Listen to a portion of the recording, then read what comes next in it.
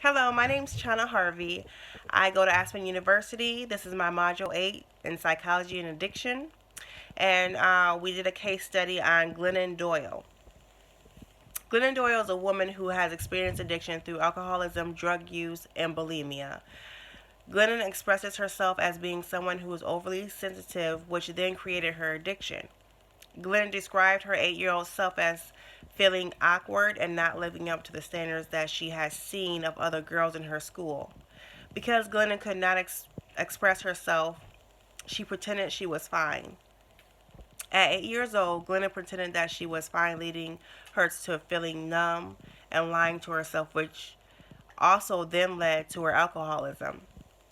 Anxiety, worry, anger, nervousness came over her, which led to bulimia. In high school, Glennon confided in her teacher about her addiction problems, which led to her being admitted into a mental hospital. Glennon felt safe and comfortable and was able to open up and share how she truly felt for all those years. The behavioral approach is based on the concept that our environment is what causes us to behave differently.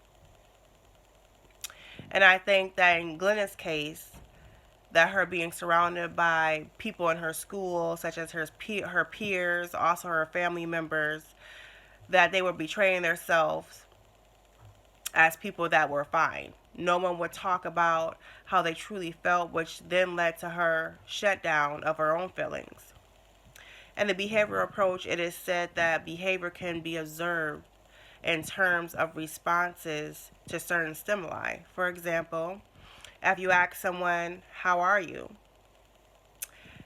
they respond, "I'm fine." And if you ask them every day, "How are you?" they respond, "I'm fine."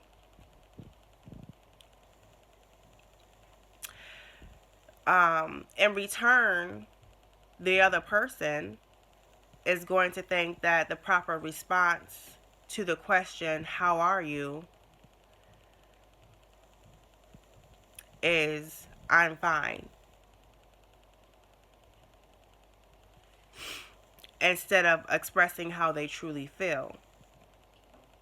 The behavioral approach focuses on observations such as what do people do instead of how people think or feel. In this case, at 8 years old, Glennon experienced a world where expressing oneself did not exist, but pretending to feel like everything was fine was the norm in her environment. The lack of Glennon not sharing her thoughts, opinions, beliefs led Glennon to her addiction. There are a couple theory approaches that I think are useful to understanding Glennon's addiction. The cognitive approach is how the mind perceives, pays attention to, and remembers and process events. The cognitive theory presumes that our thoughts affect our behaviors. In this case, Glennon's thought she had to pretend to act like she was okay all the time. Having this thought process led Glennon to crazy nights of drinking, drug use, and sex. The humanistic approach is another useful theory for understanding Glennon's addiction. The humanistic approach focuses on the individual as a whole, which means their self actualization and free will. In this case study, the individual was struggling with her self esteem, her feeling like she was awkward in school. Glennon felt, Glennon felt like she had to pretend she felt like she didn't belong and she didn't feel safe.